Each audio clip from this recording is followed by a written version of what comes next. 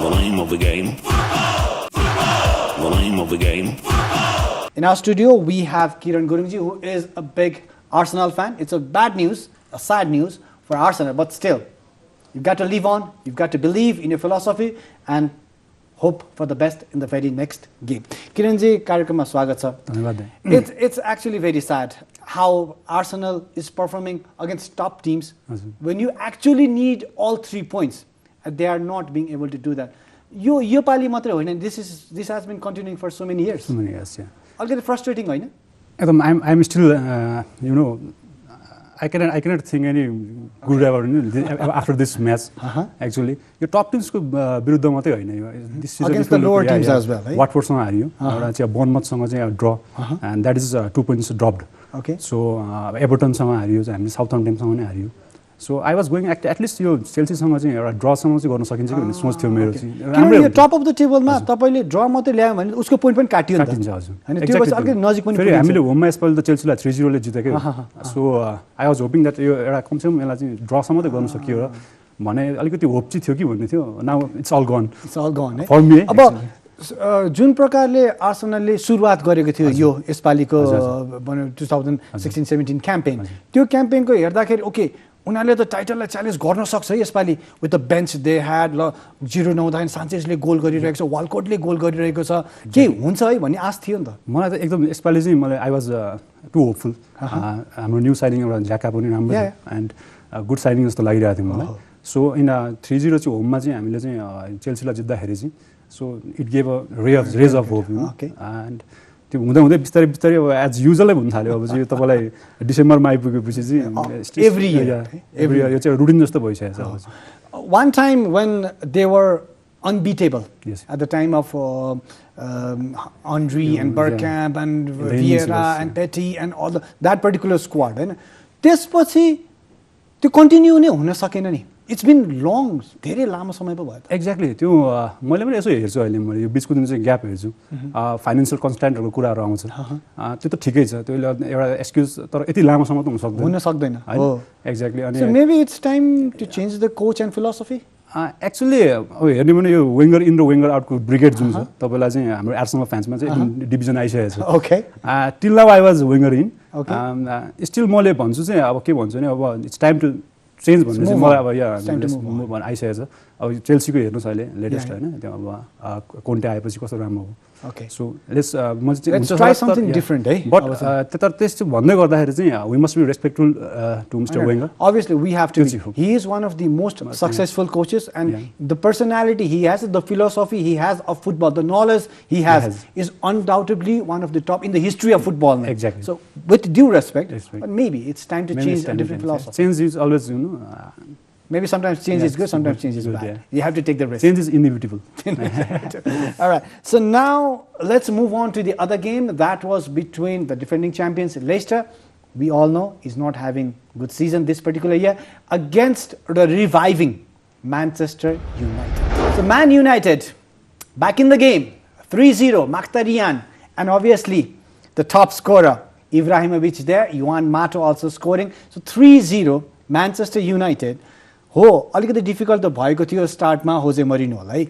उसको स्टाइल अनुसारको प्लेयरहरू थिएनन् होला, केही थियो होला, but slowly they are creeping up नि. अनि अलिकति इट्स अ डेन्जर फर तपाईँको टिम जस्तोको लागि पनि टप 4 फिनिसको लागि अलिकति अब तनाव भएको छ. एक्चुअली मलाई भन्नुभन्दा अब तपाईँले मलाई सोध्नुहुन्छ भने यदि चाहिँ म चाहिँ अब यसपालि चाहिँ मेरो अब टाइटल हाउस त गइसक्यो. सो टप 4 को अब मलाई चाहिँ हामीलाई चाहिँ के आश के भन्छ तपाईँलाई, इट्स नट गुड भन्छु म चाहिँ. Okay. We should be out of top 4. So there will be some you should learn from this. Always यो मेडिक्योर भएर चाहिँ हामी बस्न सकिँदैन. So that's my because it's like a guaranteed thing कि आर्सेनल भएपछि टप 4 हुन्छ है भइरहेको थियो, बट टप 4 मात्रै भएर भएन. 16 इयर्सदेखि त्यही भइरहेछ. So you need to learn something, yeah. Then actually yeah. Hey? So looking at Jose Mourinho को game र game plan, अहिले working भन्ने नै हो भने he is getting good result and he is keeping quiet के. अनि सुरुमा गेमहरु बिग्दा सबैले गाली गरिरहेको थियो, but he kept quiet and started getting I good think results. I think he has learned from the Chelsea debacle last year. Okay. So this year he has been like quite a gentleman. Okay. So first half भनौँ अलिक राम्रो भएको थिएन तर अहिले चाहिँ यो मलाई चाहिँ के लाग्छ now he has found his best 11. So Mkhitaryan, I used to wonder why he did not choose that guy, you know, so brilliant in Bundesliga and all. So अहिले Mkhitaryan को पनि इन्ट्री भएको छ अनि सबैले राम्रो खेलिरहेको छ अहिले उनीहरूको एज अ टिम. सो अर्को कुरा के छ भने तपाईँलाई विङ्गरसँग चाहिँ मैले अब अरू कोचहरूसँग जाँदाखेरि अरू कोचहरू चाहिँ तपाईँलाई चाहिँ दे आर रुथलेस. Okay. तपाईँलाई अब कोन्टे हेर्नुहोस् टेरीलाई पनि उसले माफ गरेन. They all go for all 3 points. They don't go for sentiments. Yes. And प्लेयरले राम्रो खेल्दैन out. इभन जोजे मोरिनोमा पनि त्यही छ. एकदमै छ. Arsenal Wenger is too loyal to his players. He cannot, replace Peter Cech, who has been playing very bad in last few couple of games. So we have a world-class goalkeeper in David Ospina. He's in bench right now. So त्यो ruthlessness नै हुनुपर्छ. Exactly. किनभने we've seen Wayne Rooney not in form, though doesn't care उसको goal recording, score record change गर्ने game आउँदाखेरि पनि if he's not in form, he's not playing. त्यो भनेपछि एउटा प्लेयरमा पनि च्यालेन्ज आउँछ. Exactly. म त्यो फर्ममा हुनुपर्छ है भन्ने. You made a good point. Another team which was vying for the title, but now actually challenging for the top 4 spot is Manchester City, and they were up against Swansea City. So in comes Gabriel Jesus, and he starts scoring goals. जब चाहिन्छ नि अब Aguero already out of form, the whole squad not playing too great. You win the league or you win the top 4 spot when you grab all 3 points when you're not playing well. That's when you do it. That's when you know you are a great team. Gabriel Jesus, सबैले थाहा पाइसकेको खेलाडी, very young. All the top teams एकदमै खोजिरहेको समयमा, and actually Pep Guardiola makes a call, and I think that made a difference. मैले उहाँको interview हेरेको थिएँ.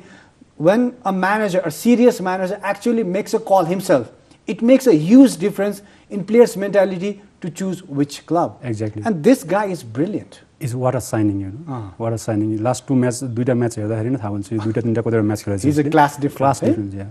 यति यङ उमेरमा चाहिँ जुन छ यो is a very promising talent. म यो इयर त भन्दैन तर नेक्स्ट इयरसम्म चाहिँ Manchester City will be a very good team. I think he will as I told Pep Guardiola is ruthless in this cases also. याया टोरेहरू चाहिँ उनीहरूले चाहिँ अलिकति अब ओल्ड एजिङ प्लेयरहरूलाई साइड लाउँछ उसले. सो यङ प्लेयरहरूले अलिकति ल्यायो भने Manchester City is definitely going to be good. किनभने म्यान सिटीमा पेप ग्वार्डियोला आउने बित्तिकै obviously expectation was going to be high. But he needed to adapt to the system. And his players needed to adapt to his philosophy as well. And to sabaiमा त he needed to bring in players who would understand his philosophy. Yes. So slowly he is doing it. He's doing it. He is doing it. And तपाईले भनेको जस्तै older players now they are feeling challenged by younger ones. They know the place is not granted. Not guaranteed. You can see the case of Yaya Toure. अनि तर he is revived. Yeah. Actually, he gave a good kick, you know.